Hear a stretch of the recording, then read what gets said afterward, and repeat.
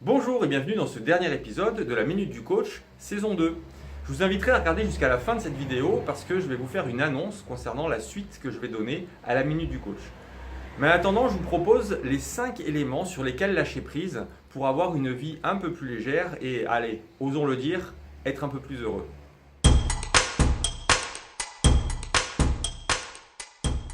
Alors ces 5 éléments ne viennent pas de moi directement, mais d'un psychiatre italien qui s'appelle Carlo Moiso, qui est issu du courant de l'analyse transactionnelle, et qui propose donc ces 5 éléments sur lesquels lâcher prise, parce que quand on y regarde bien, on n'a aucun contrôle dessus. Le premier élément, c'est l'injustice de la vie.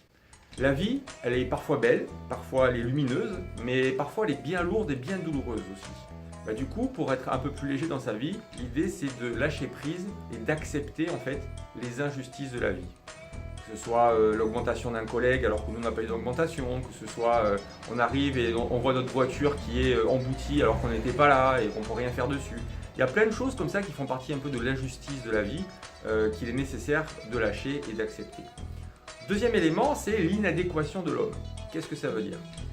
Que vous comme moi, nous sommes des êtres parfaits sur bien des plans et physiologiquement notamment, le corps humain est quand même une machine assez formidable. Mais de la même manière, on est aussi des êtres imparfaits, inadéquats, parce que on est bourré de failles, de zones d'ombre, de fantômes dans le placard, comme j'aime bien les appeler. Et tout ceci fait de nous des êtres inadéquats. L'idée, c'est de pouvoir accepter que l'autre est un être inadéquat aussi, donc d'être bienveillant avec lui, et soi-même aussi, d'être bienveillant vis-à-vis de soi-même, et d'accepter nos failles, nos faiblesses, comme souvent on l'entend, et c'est d'accepter tout ça et de lâcher prise dessus. Le troisième élément, c'est l'inévitabilité, c'est pour ça que je me suis concentré un peu dessus, l'inévitabilité de la faim et de la mort. Alors c'est pas très sexy, je vous l'accorde, mais en même temps, quand on regarde un peu plus près, tout ce qui a un début, et le corps humain, enfin notre condition d'être humain en fait partie, a une fin aussi. L'idée c'est d'accepter que chaque chose a une fin à un moment donné. Les relations peuvent en faire partie aussi, un travail, un logement, là où on est, etc. Un environnement, tout a un début, tout a une fin, tout est cyclique en fait. Donc l'inévitabilité de la fin et de la mort fait aussi partie des choses sur lesquelles lâcher prise. Quatrième élément, l'irréversibilité du passé. Là, je ne vous fais pas un dessin. Vous êtes d'accord avec moi que tous les événements du passé, par définition, ils sont passés.